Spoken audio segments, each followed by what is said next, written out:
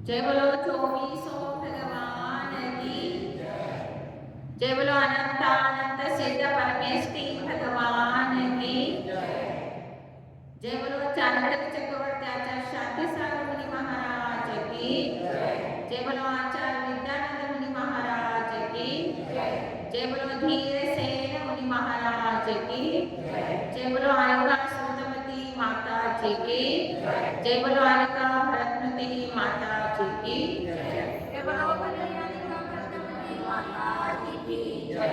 वंदितु सौवसिद्धे ध्रुवमचलमनोवमङ्गलिं पत्ते ओच्छामि समयपाहुरमिनमो सुदकेवलीभनिदं सुदकेवलीभनिदम्।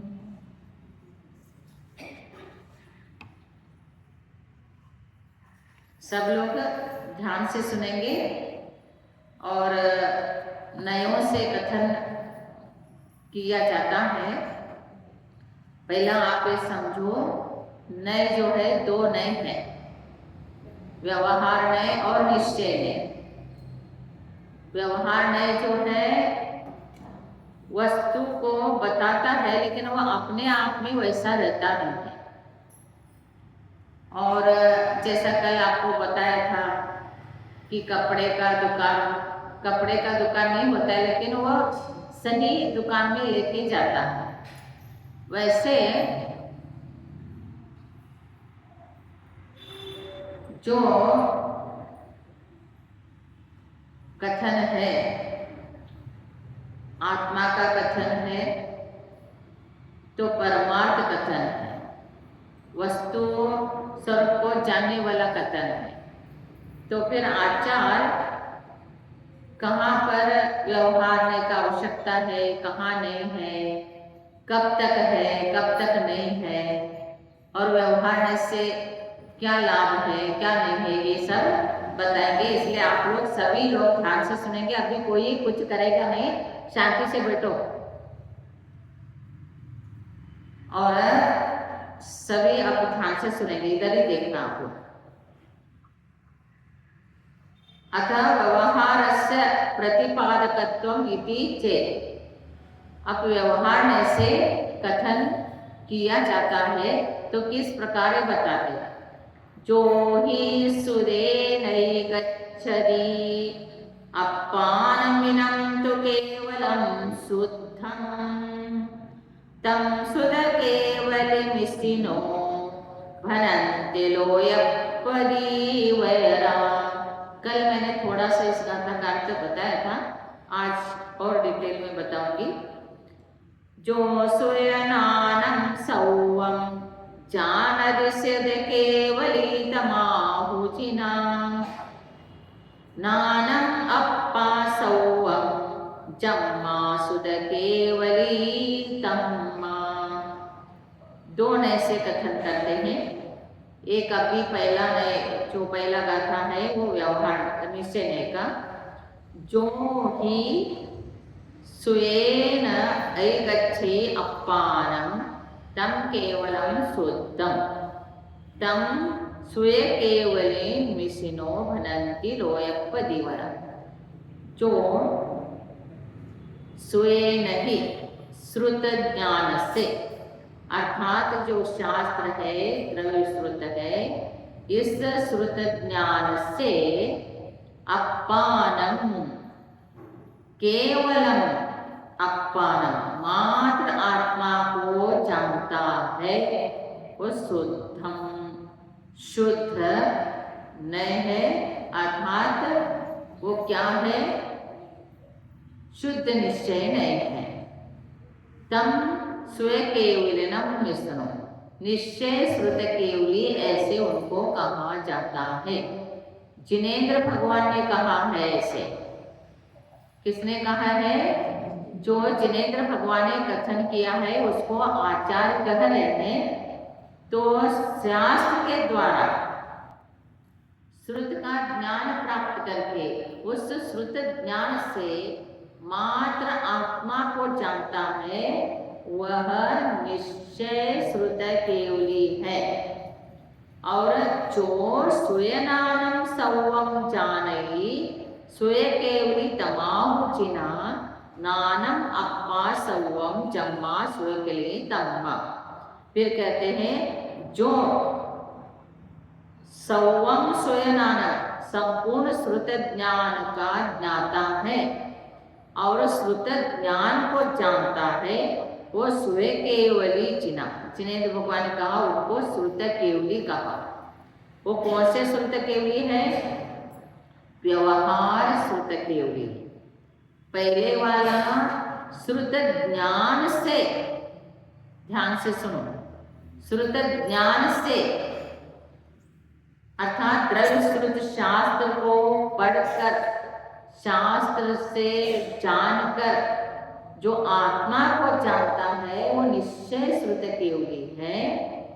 और जो श्रुत ज्ञान को जानता है, शास्त्र को जानता है, जो शास्त्र में भगवान ने कहा है उसको जानता है, वो व्यवहार केवली श्रुत केवली है।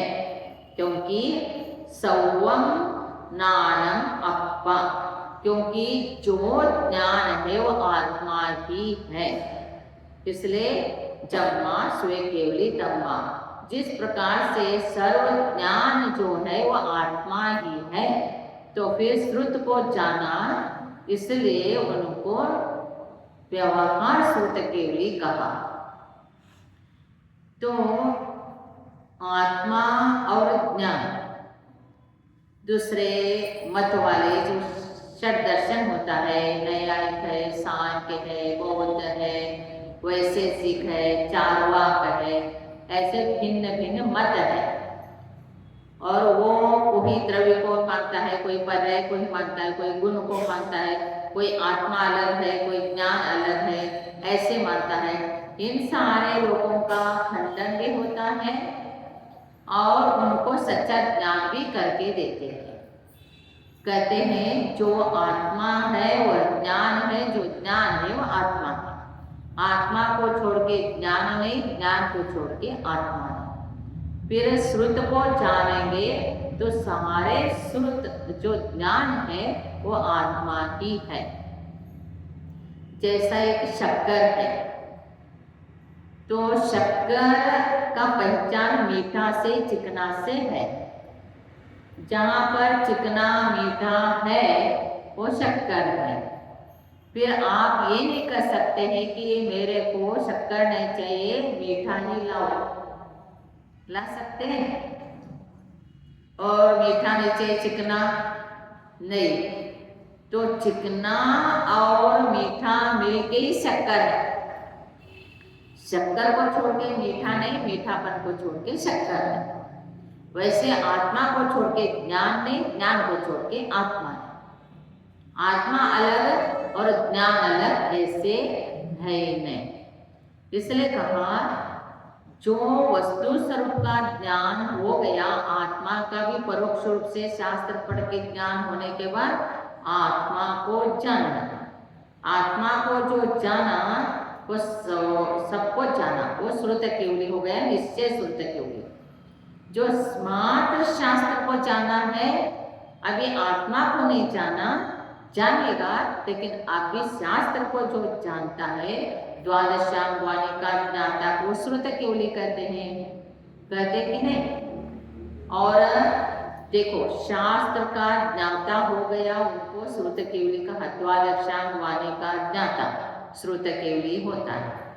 द्वादशांग में पूरा का पूरा नहीं, 11 अंग है, 14 पूर्व है, ऐसे याद द्वादशांग है। जैसा गणधर परमिष्टि पूरा ज्ञान द्वादशांग ज्ञाता होते हैं, तो ऐसे उसमें से कुछ अंश का भी ज्ञान होता है, थोड़ा ज्ञान होता है। जैसा पंचम श्रुत केवली, भद्रभाव केवली रहे, उनको श्रुत केवली बोलते हैं। उनमें से भी कुछ ज्ञान हो गया तो भी वो श्रुत केवली है, क्योंकि शास्त्र का ज्ञान है। उनको क्या कहा? श्रुत केवली कहा।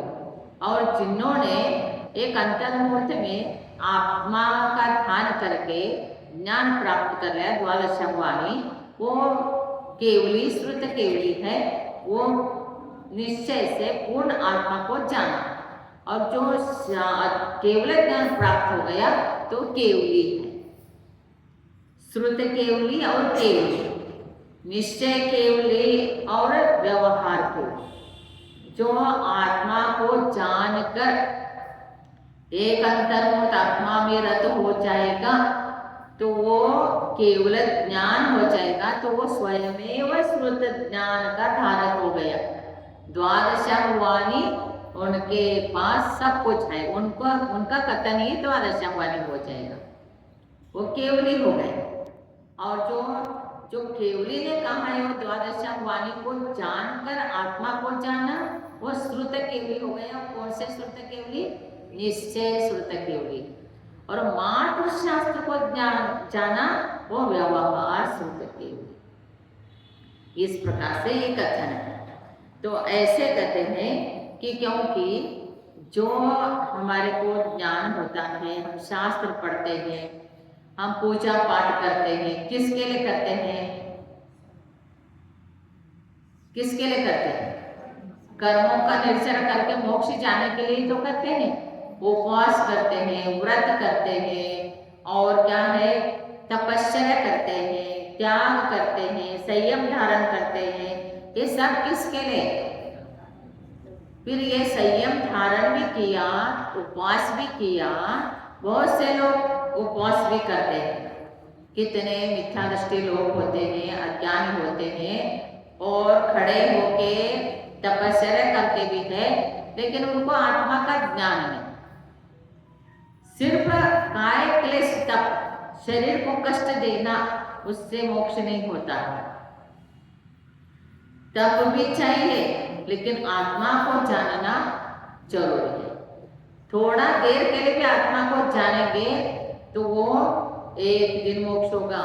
और द्वादशम वाणी जो है, अष्ट प्रवचन मात्र का इतना ज्ञान भी, अष्ट प्रवचन मात्र का मीन्स क्या? 3 गुप्ती 5 समिति, इतना भी ज्ञान हो जाए और उस अष्ट प्रवचन मातृका से वो केवली बन सकता है।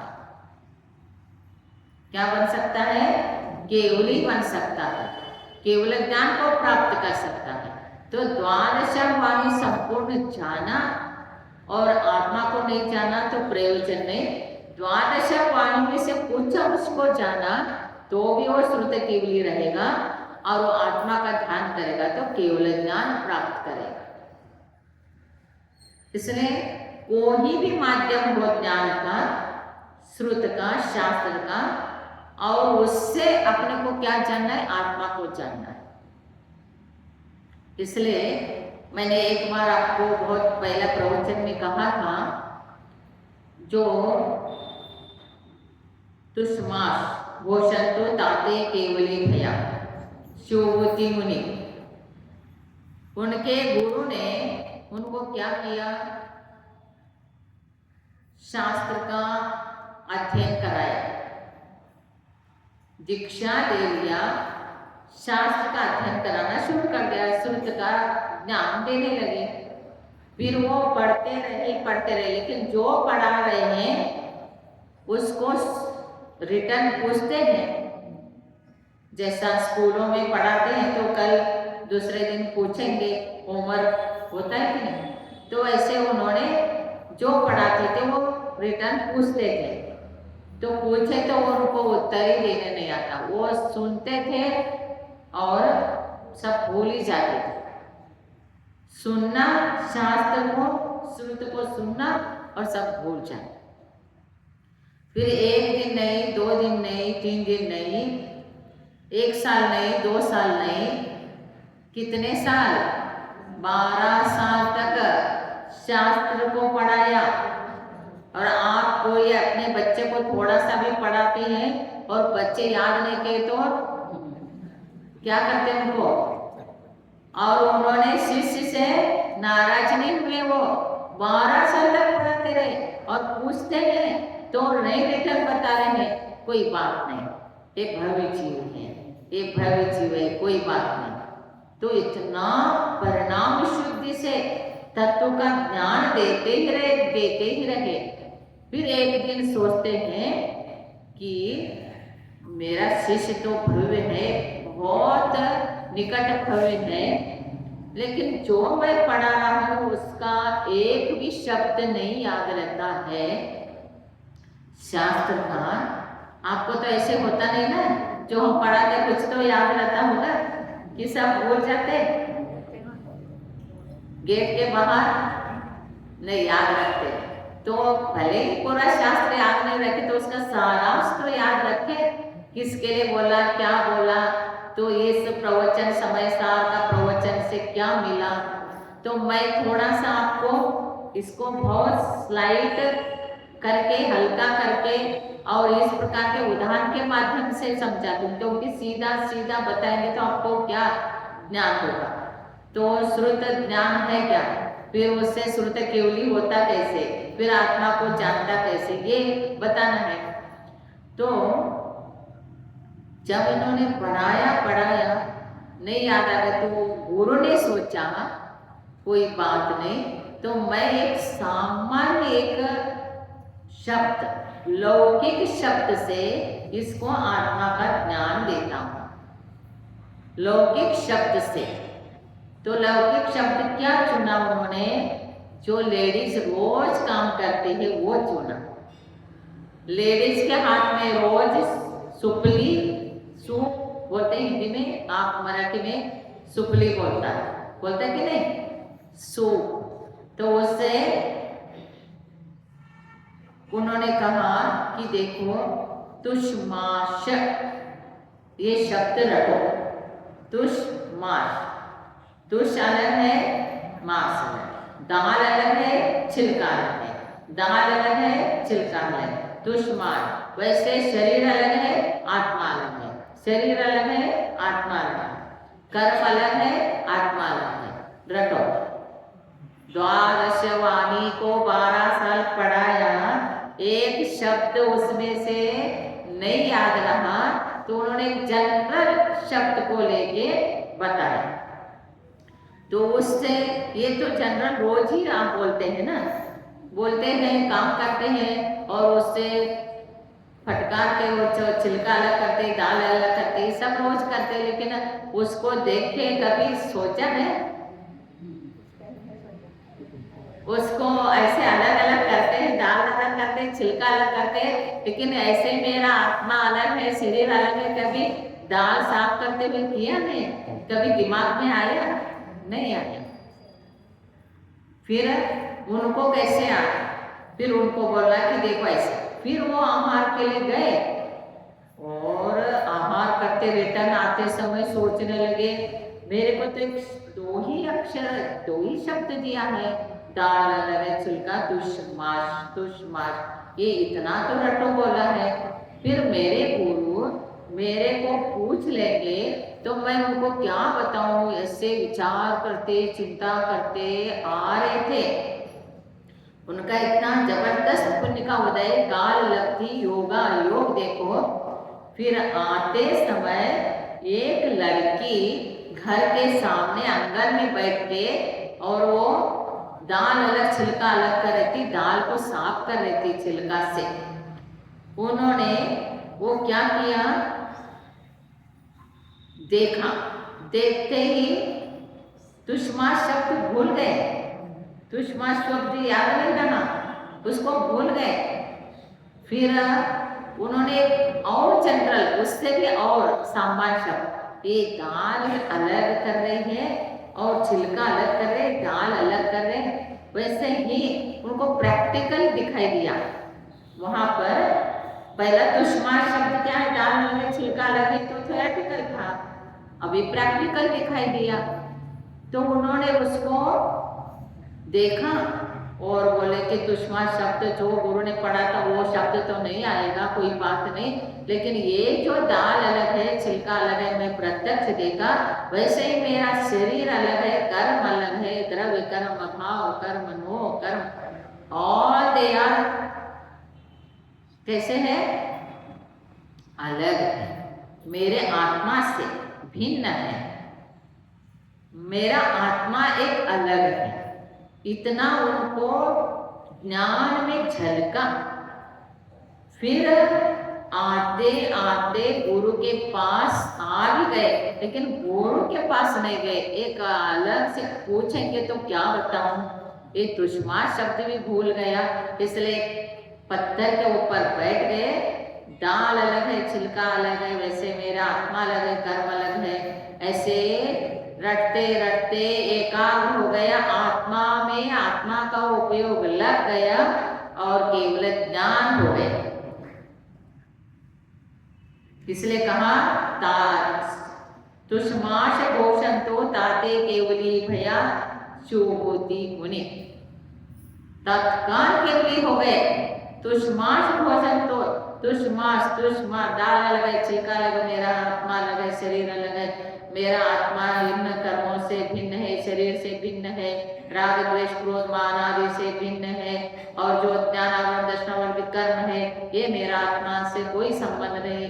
ऐसे ज्ञान में आ गया, उपयोग में आ गया, और अंतर्मूर्त आत्मा में उपयोग टिक गया, केवल ज्ञान हो गया। रोज आप करते हैं ये काम, और कभी एक सेकंड के लिए भी सोचाएंगे कि समय सार सुनना है तो आप लोगों को नहीं, किसी को लगता है समय सार क्या सुनना, समय सार क्या बताया, पता नहीं, वो कठिन विषय उच्च कठिन है। रोज जो आप करते हैं वही विषय है, वही विषय है। तो इसलिए और कुछ आत्मा के बारे में बताते समय उन्होंने बताया कि जो व्यक्ति जिस प्रकार से भी अपने जीवन में धर्म को जानता है, धर्म करता है, व्यवहार धर्म करते समय उसके लक्ष्य, उसका उद्देश्य, उसका जो गुरी है वो क्या होना चाहिए? मोक्ष। अब भी बच्चे को पढ़ाते समय वो फर्स्ट में ही है, सेकंड में भी नहीं गया, लेकिन उसको आप दिमाग में डालते आपको इंजीनियर बनना है, डॉक्टर बनना है, साइंटिस्ट बनना है, पायलट बनना है, क्या बनना है, वो आप थोड़े थोड़े बताते जा। अभी पढ़ रहा है वो, पहली दूसरी तीसरी क्लास पढ़ेगा, फिर आगे जाके डिग्री लेगा, फिर पीएचडी करेगा, फिर जो होगा वो सारे कोर्स करेगा, फिर कुछ बनेगा। लेकिन अभी से उसके दिमाग में क्या डाला और उसको वैसे ही दिमाग में घूमता है, मुझे ये बनना है। पहला से ही जब 10th में बहुत मार्क्स लेके आता है, अच्छा मार्क्स लेके आता है, रेंज अच्छा आता है, वो कुछ सोचने लगता है मुझे ये करना है। 12th में तो और अच्छा करेगा तो लाइन पकड़ते कि नहीं? 12th से आपका लाइन क्लियर हो जाता है, क्या पढ़ेंगे, फिर आपकी रुचि, आप जिसमें मार्क्स अच्छा लाए उसको पकड़ ले। वैसा ही यहाँ भी ऐसे ही है। आप सबसे पहला क्या करना होगा? मंदिर जाओ, दर्शन करके आओ, पहला मंदिर भेजना होगा। फिर मंदिर जाने के बाद क्या करना होगा? अभिषेक करो, अष्टदल से पूजा करो। फिर उसके बाद क्या करना होगा? कुछ संयम धारण करो, व्रत आदि करो। ऐसे करते करते उसको ऊपर चढ़ाते जाएंगे, और चढ़ाने के बाद उसके दिमाग में आएगा मुझे कोई न कोई व्रत धारण करना है। फिर उसके बाद संयम धारण करना है, आर्यिका बनना है या मुनि बनना है, ऐसे विचार दिमाग में आता रहेगा। फिर आर्यिका बने या मुनि बने तो तपस्या करने लग गए, तो किसके लिए तपस्या करना है? कर्मों का निर्जरा करके मोक्ष के लिए करना है। फिर मोक्ष के लिए जब तपस्या करते हैं तो आत्मा को जाने बिना कोई मोक्ष जानता ही नहीं, ये पहला समझो। यहाँ का यही रहेंगे, सिर्फ पूजा पाठ उपास व्रत नोपी, कन्नड़ में नोपी कहते हैं, आप व्रत कहते हैं, षोडशकाल व्रत है, दशलक्षण व्रत है, कन्नड़ में षोडशकाल नोपी, दशलक्षण नोपी ऐसे करते हैं। तो ये सब करते रहेंगे तो यहीं तक हो गया। कोई 10th तक पढ़ के छोड़ दिया, कोई और आगे पढ़ के छोड़ दिया, बस इतना ही होगा। फिर आगे डिग्री होल्डर नहीं होगा तो कोई हासिल नहीं कर सकता है कोई चीज। समझ में आ गया?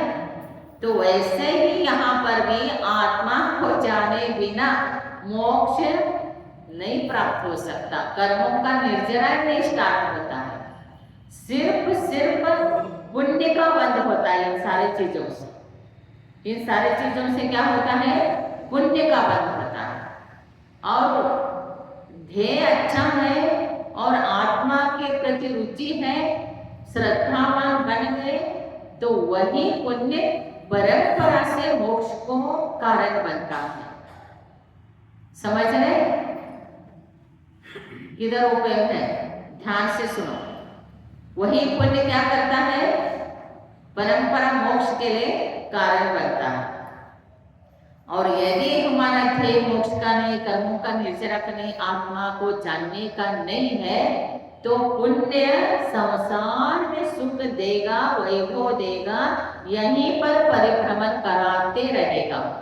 तो व्यवहार में का ही सिर्फ आश्रय लोगे तो संसार में ही परिभ्रमण करना होगा। फिर व्यवहार से निश्चय में जाओगे तो व्यवहार भी छोड़ना है, निश्चय भी छोड़ना है, फिर शुद्धात्मा में रत होना है, तब मोक्ष होगा। उसके बिना मोक्ष नहीं। ये तो सीढ़ी है, ऊपर छत पे जाने के लिए सीढ़ी है, सीढ़ी के माध्यम से ही छत पे जाते हैं, बिना सीढ़ी से छत पे नहीं जाते। इसलिए व्यवहार और निश्चय ये दोनों को लेके ही चलेंगे, तब ऊपर पहुंचेंगे। और ऊपर पहुंचने की पोजीशन में आएंगे तो व्यवहार भी छूटेगा, निश्चय भी छूटेगा। इसलिए आप व्यवहार को लेके भी मत बैठिए, निश्चय को लेके भी मत बैठिए। निश्चय ही निश्चय, निश्चय निश्चय, आत्मा शुद्ध है, शुद्ध है, शुद्ध है, ये भी करके बैठे तो भी कोई मोक्ष नहीं जाएगा। और पूजा पाठ पूजा पाठ पूजा पाठ करते बैठे तो भी कोई मोक्ष नहीं जाएगा। समझ में आ रहा है? उनका भी गलती है, अपना भी गलती है, दोनों को समझ के दोनों को करना होगा। दोनों को करते करते अपने आप दोनों छूट जाएंगे। ये है सिद्धांत बात। बच्चे को चलने नहीं आता है तब क्या करते हैं? बच्चे क्या करता है? माता का, पिता का, बड़ों का हाथ पकड़ के चलता है। चलता है कि नहीं? कहीं गुम ना हो जाए तो आप, या कहीं भी न जाए, इसलिए हाथ पकड़ के चलते हैं। फिर बच्चे भी आपका हाथ कब तक पकड़ता है? स्वयं में उसके अंदर कैपेसिटी नहीं आए कि वो कुछ कहीं भी जा सकता, आ सकता है। आप भी ध्यान देते हैं, वो भी आश्रय लेता है। लेता है कि नहीं? माता पिता का आश्रय लेता है कि नहीं? और वो भी उसी प्रकार से माता पिता के आश्रित ही रहता है। वैसे ही कहते हैं, आपको व्यवहार का आश्रय लेना ही होगा। आगे आने वाला गाथा, लेकिन थोड़ा भूमिका बताएगा तो जल्दी समझ में आएगा। तो व्यवहार का आश्रय लेना ही होगा। व्यवहार के आश्रय नहीं लेंगे तो निश्चय नहीं का कुछ भी ज्ञान नहीं होगा, और निश्चय का ज्ञान नहीं होगा तो तत्व का ज्ञान होगा ही नहीं। इसलिए सब चीजों का करना आवश्यक है। तो इसलिए आगे का गाथा भी बहुत अच्छा बताया। व्यवहारो भूदत्तो भूदत्तो देशितो दुशोद्धनम् भूदत्तमसिदो खलु सम्मायिति हवदिजीवो। व्यवहारो अभूतत्व, व्यवहार में अभूतार्थ है। अभूतार्थ मीन्स असत्य है, अभूतार्थ है, अपरमार्थ है। भूदत्तो शुद्ध न हो, शुद्ध नहीं जो है भूदत्त। भूदत्त में सत्यार्थ है, भूतार्थ है, परमार्थ है। फिर भूदत्तम असिदो खलु, क्यों भूतार्थ में सत्य है, अभूतार्थ में क्यों असत्य है? तो कहते हैं व्यवहार में क्यों असत्य है, निश्चय में क्यों सत्य है? तो कहते हैं भूदत्तम असिदो, भूतार्थ नहीं को आश्रित किया हुआ जीव सम्मादिष्टि जीवो भवति। वह जीव ही सम्यक दृष्टि बनता है। जो आत्मा का आश्रय लेता है वही सम्यक दृष्टि बनता है, और बाहर का आश्रय लेता है देव गुरु शास्त्र का, वो व्यवहार सम्यक दृष्टि बनता है। और निश्चय सम्यक दृष्टि निज आत्मा का आश्रय लेगा तब। देव गुरु शास्त्र के प्रति श्रद्धा न करना व्यवहार सम्यक दर्शन है। वो पेड़ का फूल जैसा है व्यवहार सम्यक दर्शन। फूल के बिना फल नहीं। फूल आया तो खुश हो जाते, फल निश्चित आएगा ही आएगा, है ना, पेड़ों में। वैसा ही व्यवहार नहीं, फूल है तो निश्चय नहीं फल है।